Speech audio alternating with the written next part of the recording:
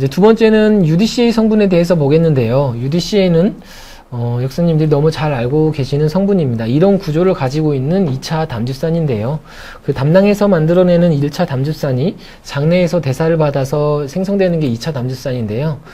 이 UDCA는 1차 담즙산인 데옥시 케노콜린산이 이제 2차 담즙산이라고 알려져 있습니다.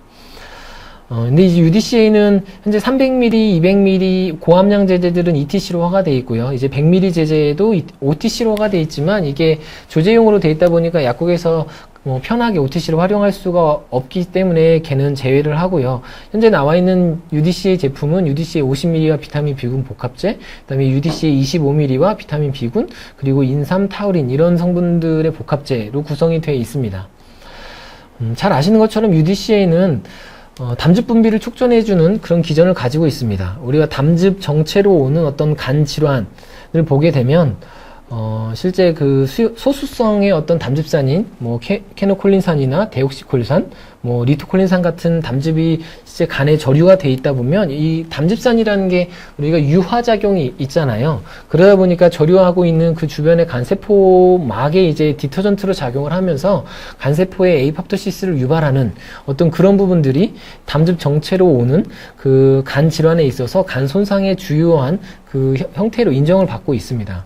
그래서 UDCA를 실제 복용을 하게 되면 이 담즙 분비를 촉진해 줌으로써 에이팝토시스를 좀 줄여줄 수 있는 그런 부분들이 잘 알려져 있고요. 그렇기 때문에 이 UDCA를 실제 그 질환에 적용을 했을 시에 아주 효과가 좋다라고 되어 있는 질환이 이 PBC라는 그 원발성 담즙성 간경변증의 그 매우 효과적인 약물로 알려져 있습니다. 그리고 담즙 정체성으로 나타날 수 있는 간질환, 이런 질환들에 대해서는 매우 효과적인 약물로 알려져 있어요.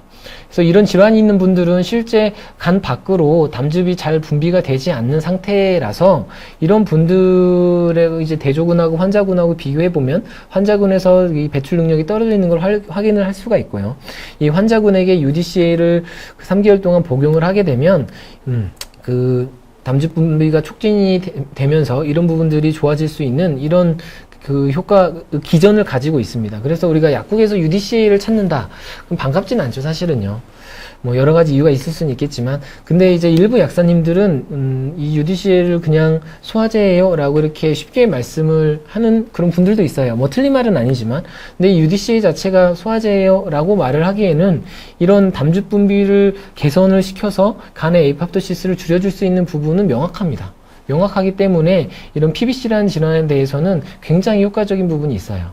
그래서 이 PBC라는 질환에 대해서 한번 자세히 보게 되면 여러 가지 것들이 있지만 주로 호소하는 증상, 공통적으로 주로 호소하는 증상을 보게 되면 전신 쇠약감과 피부 소양증 이런 것들이 있습니다. 이런 개념은 한방에도 있죠.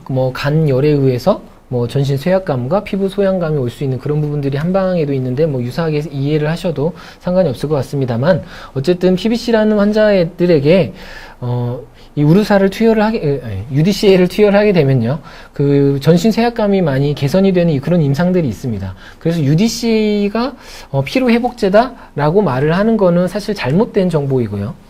UDCA가 그 PBC 환자의 전신 쇠약감을 개선해 주는 데는 효과적이다 라고 말을 하는 게 정확한 그 표현이라고 할 수가 있겠습니다. 그런데 이 PBC라는 질환을 보게 되면 서양 같은 경우는 그 간 이식을 받는 환자분들 중에 이 PBC라는 질환이 가장 흔한 원인으로 꼽힐 정도로 상대적으로는 유병률이 좀 높은 편인데, 특히 동양에서는 이 PBC라는 질환 자체가 굉장히 드뭅니다. 유병률이 굉장히 낮아요. 국내에서도 유병률이 굉장히 낮고요. 그래서 얼마 없는 환자들을 이제 이렇게 통계적으로 분석을 해보면 90% 이상의 환자가 평균 47.8세 정도의 중년 여성이라는 통계 자료가 있습니다. 그러니까 우리가 UDCA가 포함되어 있는 간장약을 약국에서 에비던스 베이스된 내용으로 활용을 한다면 중년 여성분이 50세 전후의 중년 여성분이 약국에 와서 전신 쇠약감, 피로감과 피부 소양감을 호소한다면 PBC라고 확증을 할 수는 없지만 그런 분들에게 이제 UDCA를 투여한다는 것은 좀 의미가 있을 수 있다라고 말씀을 드릴 수가 있는데요. 여기서 하나의 제한점이 있습니다. 여기서 보시는 것처럼 UDCA는 그 PBC라는 질환의 스탠다드 오브 케어로 되어 있습니다. 그 1차 선택약이거든요. 그런데 치료 효과를 내기 위해 치료 용량에 도달하기 위해서 하루 그 섭취되는 권장량이 체중당 13에서 15ml 정도 됩니다.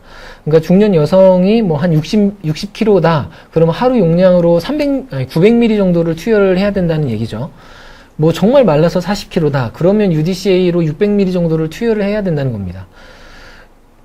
그런데 그 OTC로 허가되어 있는 그 UDCA는 50ml, 25ml잖아요. 뭐 용법을 늘릴 수도 있겠지만 현실적으로 이 UDCA 치료 용량에 도달하기라는 거는 불가능하죠. 그러니까 PBC라는 질환이 일단은 그러니까 매우 흔하진 않고 매우 드문데 그런 질환이 대부분은 중년 여성에게 나타나는 상태고 그런 분들이 전신 쇠약감과 피부 소양감을 호소를 한다면 UDCA를 사용할 수가 있겠으나 약국에서 UDCA로 이 PBC라는 질환을 케어를 할 수가 없다는 제한점이 있습니다.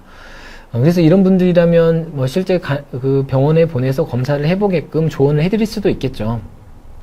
그래서 UDCA는 다른 질환에 대해서도 뭐 연구들이 조금 돼 있지만 대부분 아주 효과가 좋다 이렇게 돼 있는 질환이 PBC라는 질환이기 때문에 PBC와 UDCA의 관계에 대해서 정리를 해봤고요.